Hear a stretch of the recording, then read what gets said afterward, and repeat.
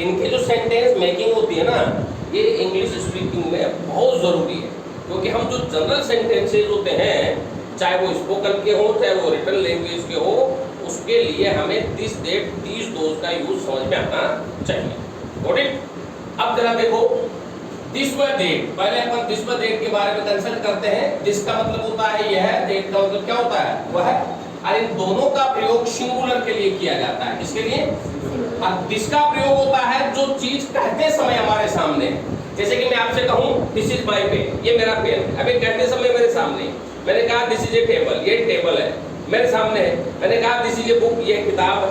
जो वस्तु कहते समय मेरे सामने हो, आंखों के सामने, उसके लिए दिस का प्रयोग। लेकिन एक चीज याद रखना कि दिस व दैट का प्रयोग केवल काउंटेबल नाउन के लिए होता है। किसके लिए? जिसे हम गिन सकते हैं, जैसे कि मैं पेन को गिन सकता हूँ, टेबल को गिन सकता हूँ, किताब को गिन सकता हूँ। मैं ये नहीं कह सकता दिस इज ए वाटर, ये पानी है, ये गलत है। यह पानी है, इसकी इंग्लिश क्या होगी? इट इज वाटर, ये पानी। उसके लिए दिस का यूज नहीं। Got it? तो दिस का प्रयोग जो वस्तु हमारे सामने है और जो काउंटेबल है और एक वचन है, उसके लिए दिस का प्रयोग होता है। और दैट का प्रयोग, दैट का मतलब होता है वह, वही एक वचन रहेगी, काउंटेबल रहेगी, लेकिन जो वस्तु कहते समय मेरे सामने न हो। जैसे कि मैंने कहा कि there is a car that is painted in red colour, कि वहां पर एक कार है जो कि लाल कलर से पेंट की गई है, तो वहां पे हम दैट का प्रयोग करेंगे। Got it? तो इस तरह से दिस व दैट के प्रयोग में ये जरूर जानना है कि दिस का मतलब यह है, दैट का मतलब वह है। दिस और दैट सिंगुलर के लिए यूज होता है, जो वस्तु कहते समय सामने उसके लिए दिस, और जो वस्तु कहते समय हमारे सामने ना हो उसके लिए हम किसका प्रयोग करेंगे? दैट का प्रयोग। मेरी बात आगे समझ? कोई कंफ्यूजन? और दिस व दैट में प्रेजेंट में तो इज लगाएंगे और पास्ट में क्या लगाएंगे? वाज लगाएंगे। Got it? अब बात करते हैं दीज व दोज की। इसकी दीज का मतलब ये होता है, दोज का मतलब वो होता है। दीज का मतलब ये और दोज का मतलब वो। और दीज व दोज का प्रयोग बहुवचन नाउन के लिए किया जाता है। इसके लिए हाँ, जो संख्या आवश्यकता से सॉरी जो एक से ज्यादा हो उसके लिए हम प्रयोग करते हैं। तो दीज का प्रयोग जो वस्तु कहते समय हमारे सामने हो और एक से ज्यादा हो।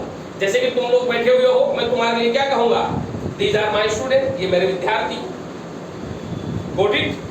आवश्यकता से ज्यादा है, बहुवचन है, तो उसके लिए दीज का प्रयोग। मेरी बात आ रही है समझ में?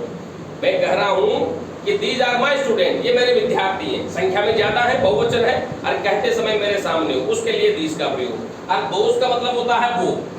दोज का प्रयोग भी बहुवचन के लिए, लेकिन जो वस्तु कहते समय मेरे सामने न हो। जैसे कि मैंने कहा last day I met some people, those were my relatives. गत दिन में कुछ लोगों से मिला, वो मेरे सगे संबंधी थे, तो मेरे सामने नहीं है, तो उनके लिए मैं दोज का प्रयोग। जैसे कि some student are fighting on the road, those are my student. कुछ विद्यार्थी रोड पे लड़ रहे हैं, वो मेरे विद्यार्थी। मैं यहाँ खड़ा हूँ क्लास में, लड़ रोड पे रहे हैं, तो मैं किसका यूज करूंगा? दोज का प्रयोग। तो ये चीज जरूर ध्यान में रखना कि दिस व दैट सिंगुलर नाउन के लिए होता है, दीज व दोज बहुवचन के लिए, और इनका प्रयोग काउंटेबल नाउन के लिए किया जाता है, चाहे वो दिस हो, चाहे दैट हो, चाहे दीज हो, चाहे दोज हो। इनका प्रयोग अनकाउंटेबल नाउन के लिए नहीं किया जाता है। Note it? अब अगर अपन इसमें समांतरता करते हैं तो ध्यान दीजिएगा, दिस और दीज, दिस का मतलब यह और दीज का मतलब यह दिस एक वचन और दीज बहुवचन, और दोनों का प्रयोग काउंटेबल नाउन। कौन सी नाउन? काउंटेबल नाउन, जो कहते समय सामने हो, जो कहते समय सामने हो।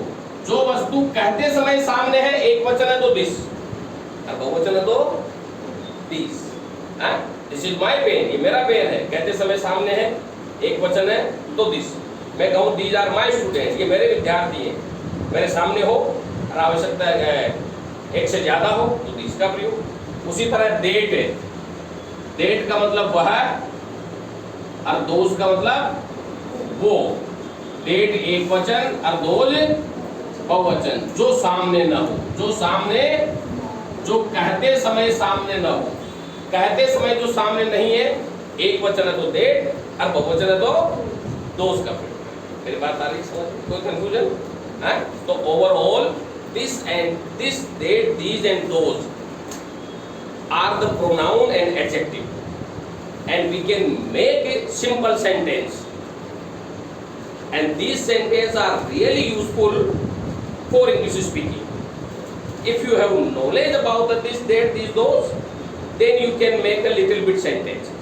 आप छोटे छोटे सेंटेंस बना सकते हो, हैं? तो इंग्लिश स्पोकन के लिए हमारे लिए जरूरी है कि हम वाक्य का निर्माण कैसे करें, और उस कार्य में दिस, दैट, दीज, दोज का यूज जानना तुम्हारे लिए बेहद जरूरी। Got it?